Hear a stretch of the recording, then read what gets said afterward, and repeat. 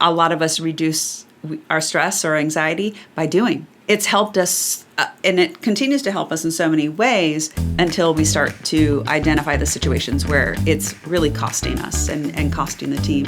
Welcome to Leading Without the BS. I'm Cathy. Hey, I'm Ivan Connerman. We are glad to have you here. And as we get started with Leading Without the BS podcast number 6, we encourage you to send a note and thank somebody who shared this with you. Or if you didn't get this from somebody, think about somebody whose success you're invested in and make a point to send them something. Send them this podcast and say, here you go, give this a listen. Yeah, I love hearing from leaders that I'm actively working with. They've been in coaching for a while, and they're still finding so much value in the podcast. So I was really excited to hear that. Today, we are going to talk about an autopilot behavior where it actually becomes a leadership liability for you, and that is helping by doing. Super common, and it makes a ton of sense because we've all been there. There's nobody I know who hasn't done this, where we're used to leading, we're used to doing things and stepping in and getting it done, and then we keep doing that when we're in a leadership position, only that's not as helpful. Absolutely. Every time you're jumping in to solve a problem or jumping in and helping by doing, you're not helping, you're hijacking. And so we're going to walk through that today, what it looks like for a lot of us, and then, of course, offering something you can do about it. Yeah. And I'll jump in with my own confession here right out of the gate, is that the hijacking piece of it is really good because that's how it affects other team members. It's also like I was hijacking myself. So I distinctly remember last job I had a small sales team that reported to me. And I remember making a point of, I want to make sure I'm here for my team. I want to make sure I'm supporting them and I'm stepping in to help them. And I remember one day in particular, just going back and forth great guns with, seemed like every team member I had and some other folks as well. And I distinctly have this recollection of looking at the clock, seeing it was 4:30 and going, holy shit, I'm about to start my work day for my stuff now. And it's 4:30. And I was so pissed at myself. I was so frustrated with myself because I was the one who was kicking my own ass by doing other people's work and then not prioritizing my own to get done. And highly likely that wasn't the first time. Oh, geez. No, absolutely not. And a lot of people are traditionally not willing to challenge me. I also did a really bad job of making it safe and telling them, hey, step in and challenge me if I'm getting into your lane. And so no one said anything to me. They're like, well, this is how he wants to do this. This is how we're going to go along. So, man, I created a hell of a mess for myself. And then it was a good bit of work to unwind all that. Oh, for sure. I have been quite open with everyone in our Wingspan community about my patterns around martyr behaviors and all of that the old BS around I really like to feel needed and I really like to feel important. And so when I was thinking about this and working on the script, I realized, I had so many examples flash before my eyes of where I am jumping in and helping by doing, and then of course hijacking. In fact, as I was going through scripts, I did warn Lauren that she was going to be part of the episode today because as I was going through scripts, Lauren, our director of marketing and media, still learning the Wingspan system, still learning our voice, and she's doing unbelievable work on so many angles. And as I was reading the scripts, she's not quite there in staying in integrity with the behavioral performance system, she's still learning our voice. And so I have jumped in to help by doing. And so last week I worked on it, this morning at 5 a.m. We were both working on it. Yeah. And so I was laughing and also like wincing a little bit because just today I'm doing this. And it's instead of doing, we'll talk about some solutions that I will be kicking myself in my own butt to put into practice what we talk about today. There's your homework. So for everybody listening, the there's some phrases you can certainly listen for. You'll hear yourself and other people start to say certain things that are fantastic indicators that you're falling into this trap of hijacking by doing. One of them is you just say, oh, I'll take care of that. And that is super common. That was my biggest go-to was, oh, you're new, or oh, you've got a lot on the plate. I'll take care of that one. Well, that's just it. I mean, how do we think this is helping? Well, I'll tell you that what's going through my mind is that I see all the work Lauren's doing. And so in my mind, the helping by doing, it seemed to be, I told myself, I rationalized, and I told myself it was helping because she's max capacity.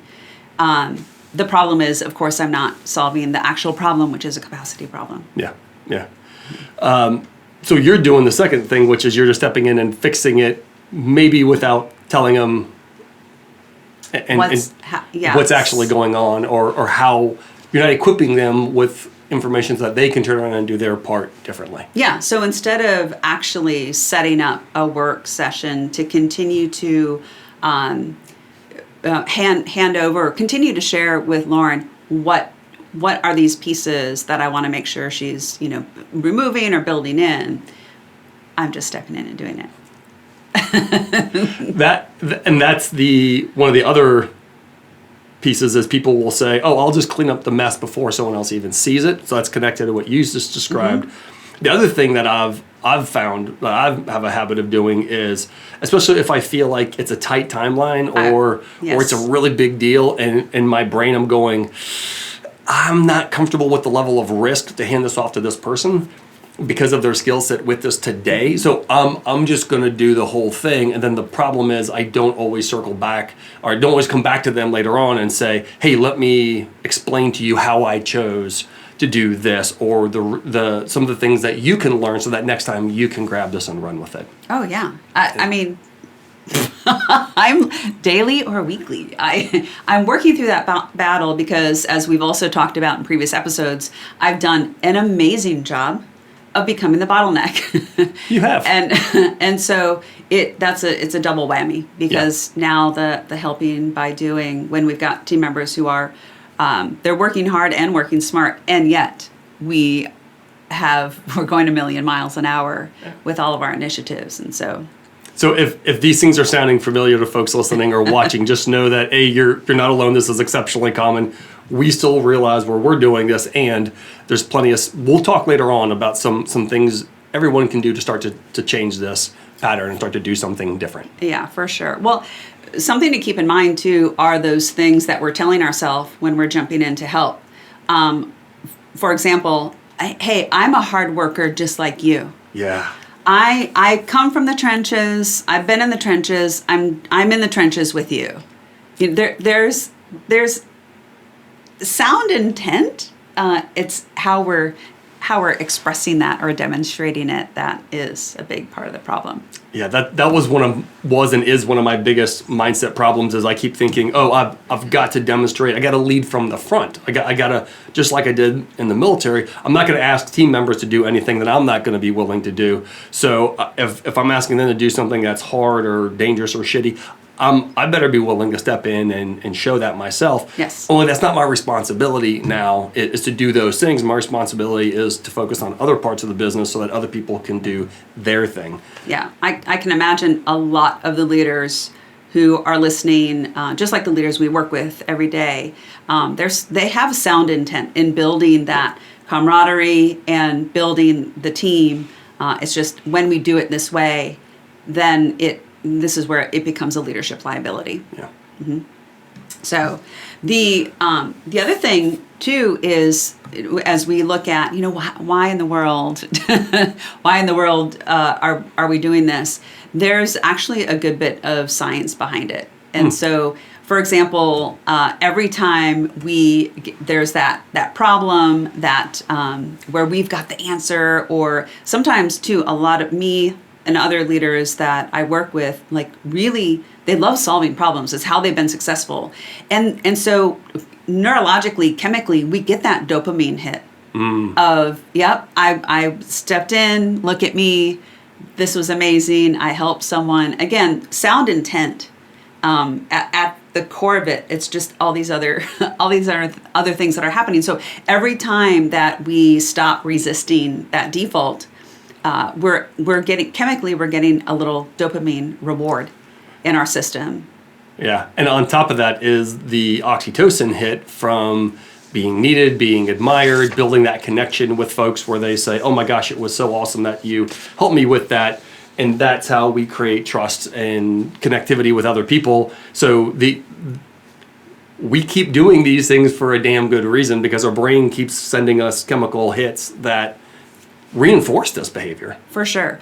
There's also things that we are, as human beings, that we're aiming to avoid. So another piece of science behind this habit is that when we're anxious, and sometimes it's just from sheer volume, when we're anxious, we want to reduce that anxiety. And so we actually want to, reduce our stress, reduce that cortisol. And so how do a lot of us reduce our stress or anxiety? By taking action. It's helped us, and it continues to help us in so many ways until we start to identify the situations where it's really costing us and costing the team. Yeah, that's a really good point. And these pieces all come together also with this identity or little ego. How do I see myself?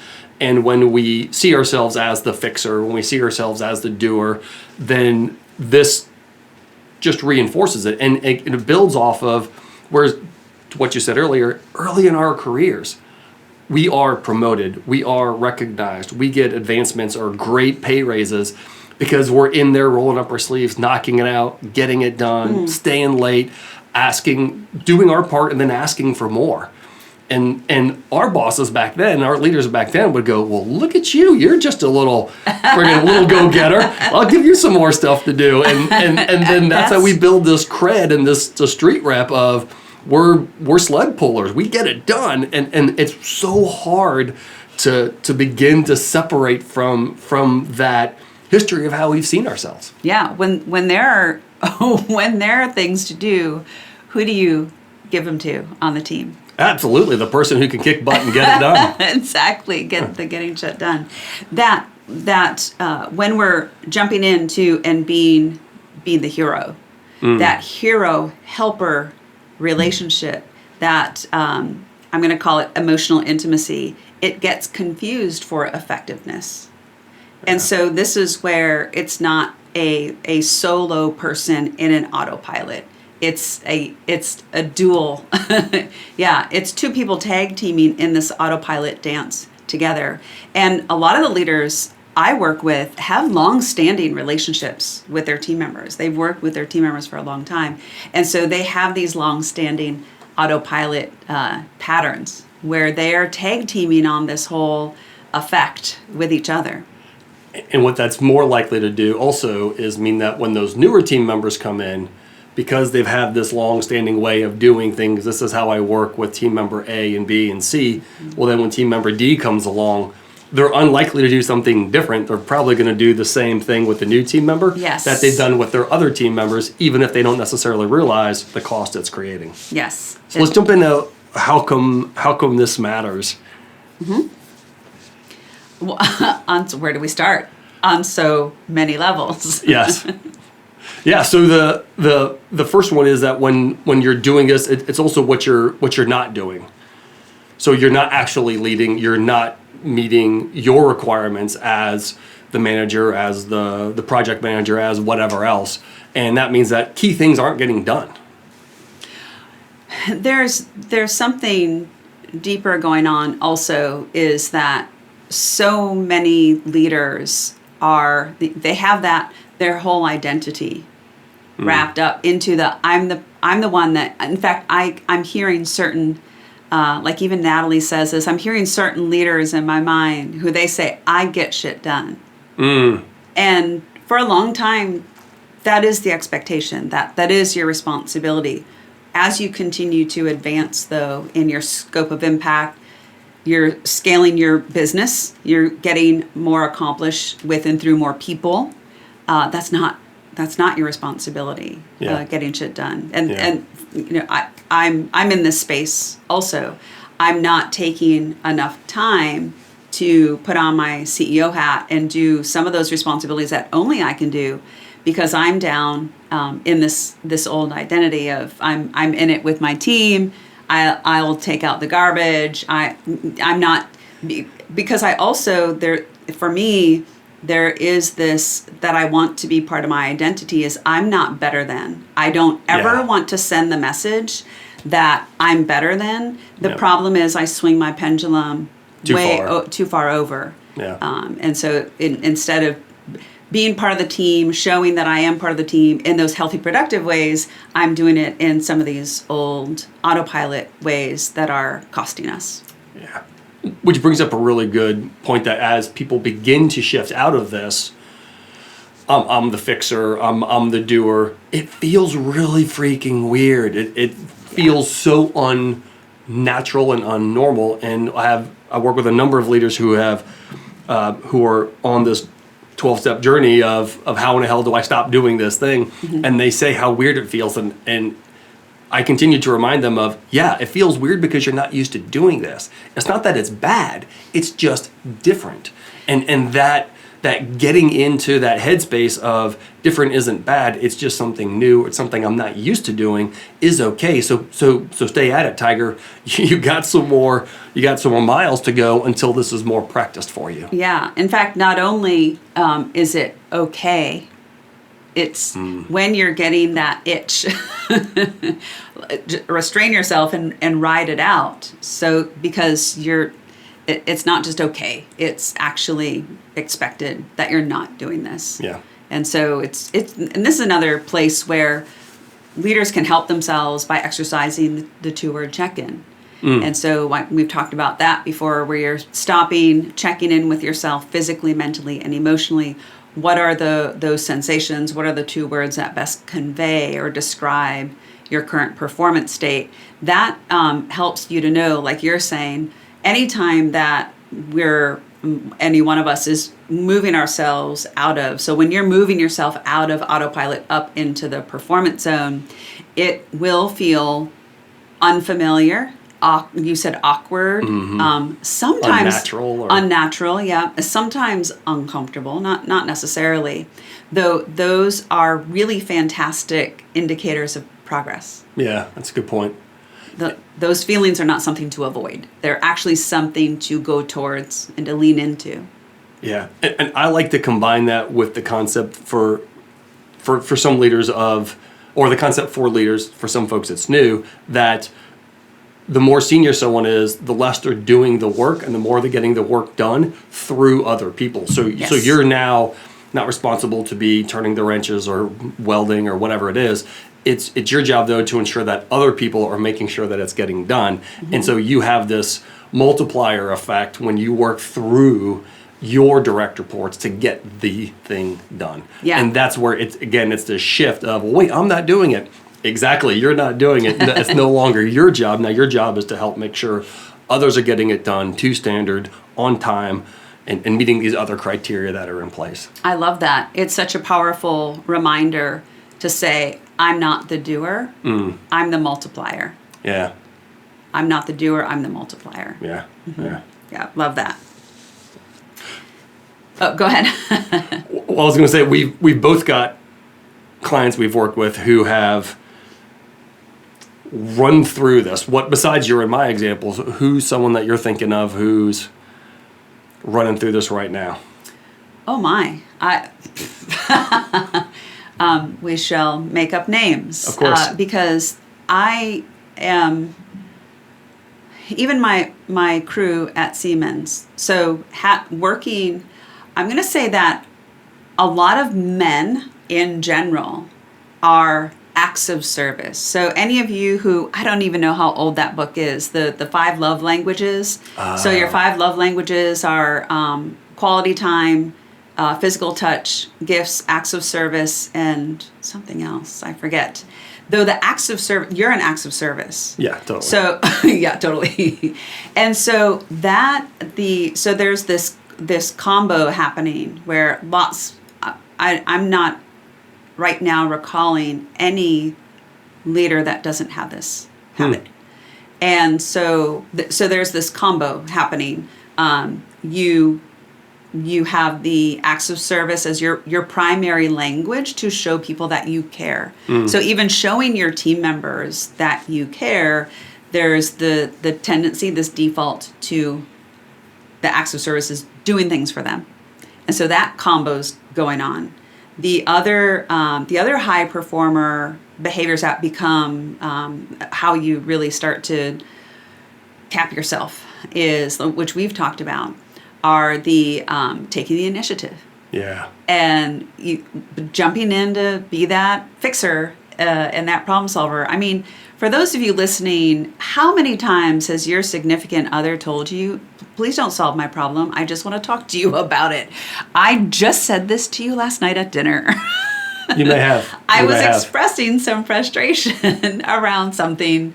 I don't even remember. Maybe at work, I'm sure it was about work. And Ivan was jumping in and not only fixing it, he was doing a little preaching to me. And I was like... It's a great seasoning on top of fixing. What are you talking about? That's a wonderful 1-2 combo.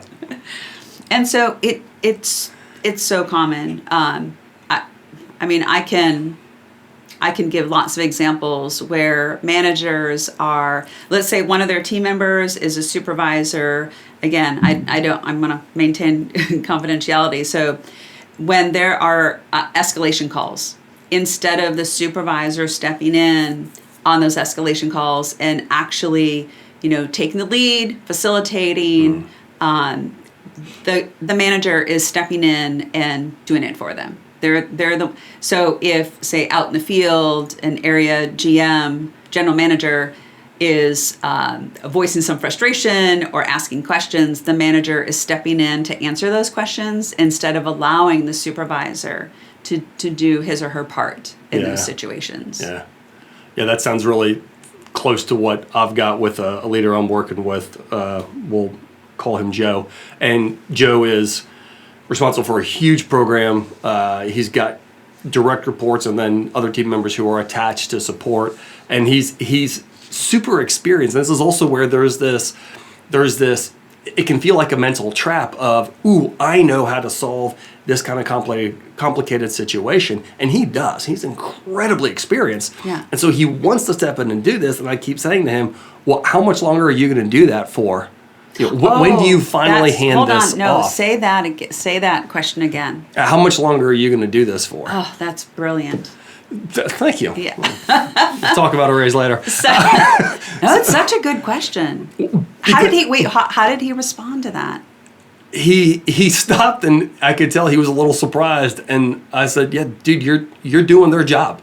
How much longer are you going to do their job for, and continue to pay them to do this?" And he was like, "Oh, well, I never thought of it quite like that." And I was like, well, that's exactly what's happening. And that's part of where it's that he's like, well, I understand the dynamics, or I understand piece A and B and C, and those are essential to solving this problem. And I said, I totally can understand that the first time, especially if it's time sensitive. So this is the first tool I would offer to folks is as you're looking at a situation, if you're the leader and you want to step in, some questions to ask yourself are how important is it for me to solve this right now?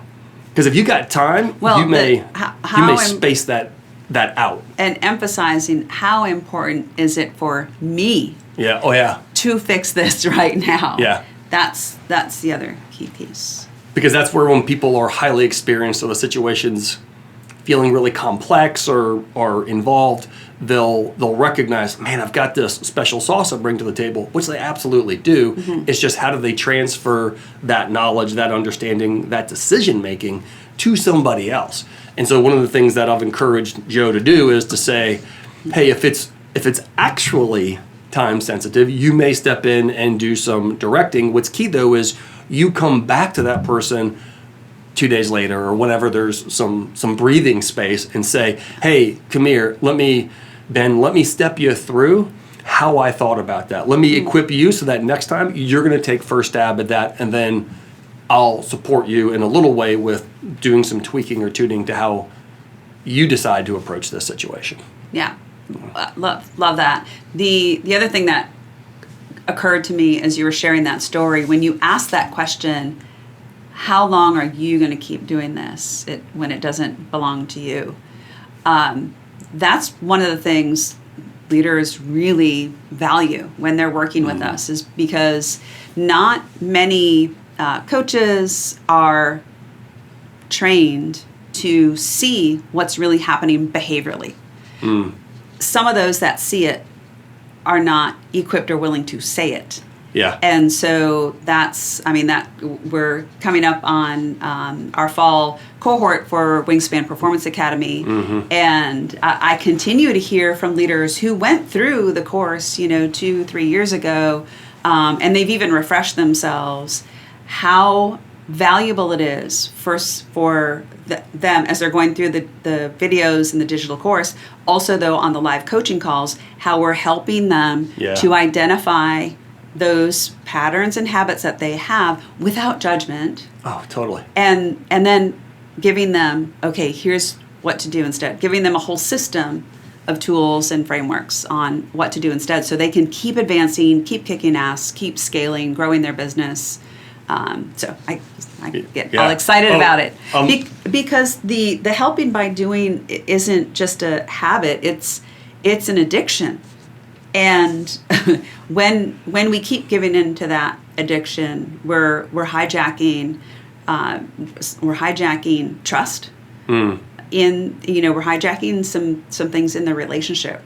Confidence. We're hijacking the development that can happen for that other team member who isn't as experienced as you are. Let's pull that thread a little bit further just for a minute. I know we're going to be wrapping this up in the next couple minutes. That hijacking trust, though, can come across because you can be sending a message to somebody else of, you're not competent, so I'm going to do this. Well, you and I were talking about this because you were talking with this morning at 5:15 a.m. You were saying, sharing with me about when you were on the receiving end of a manager doing this. Yeah, and it definitely, I was, and this is my autopilot default, is I get pissy because I'm like, dude, what the hell? Like, if you don't trust me to do this job, how come you've got me in this job? Like, if that's a whole other conversation. So how come you're stepping into my lane? So I will push back, or I will go to them and have a conversation much more quickly. Sometimes from the stress zone. Sometimes either from the stress zone or close to it, maybe with a little more pepper on that conversation that is helpful for me. Yeah. Whereas a lot of other folks, though, aren't comfortable with those kinds of exchanges, so they won't say anything, and then they'll either just fume, or eventually they'll go, well, screw it. If they don't trust me to do this, I'm going to go to some company where they do. That is the awareness for everyone that is critical, is while your intent to help is sound, your autopilot habit of helping by doing is costing in so many different ways, including the relationship with your team member. You're actually having the exact opposite effect and impact as you're aiming for. And so let's talk about old habits and then what to practice instead. Yeah. So old habit, like let me take this one. Here's another sneaky one. Let's do it Jeopardy style. You throw it out and I'll hit the table and then I'll give you an alternate answer. Careful when you hit maybe the table. I won't hit the table. Here's a sneaky one, though. I'm going to edit this. Instead of a, hey, let me take this one, it's a, hey, let me take this one this time. That's an old habit. Yeah. And so instead I would say, hey, tell me how you're going to handle this. Yeah, nice. Instead of old habit, stepping in, solving the problem. Yeah. Who on the team are you talking to get some ideas? That's a much better approach. 2 for 2. Instead of stepping in and rescuing the team, what's the new leader behavior practice for them to put into play? Remind them of how capable they are, remind them of how they make solid decisions, and then challenge them to step in, even if it's uncomfortable, and work through this one. Yeah. So another tagline for all of you to cement this into your brain is stop solving and start shaping. Yeah. You are the multiplier. So as folks are using some of these tools and thinking about not solving, starting to shape, as they're slowing themselves down from jumping in and doing things, and they're helping their team members step in to do these things. Helping in more healthy, powerful ways. Great point. That's a way to look at it. Great language. Mm-hmm. Some things for everyone to keep in mind is that if this feels different, that's probably a great indicator that you're not falling into this old autopilot pattern you have that you've been using for years and years. Yeah. So if it feels different or even a little uncomfortable, that's probably a great indicator you're going down a new path. Yes, absolutely. Go towards that. Yes. So leaders, put this into practice and you're unstoppable.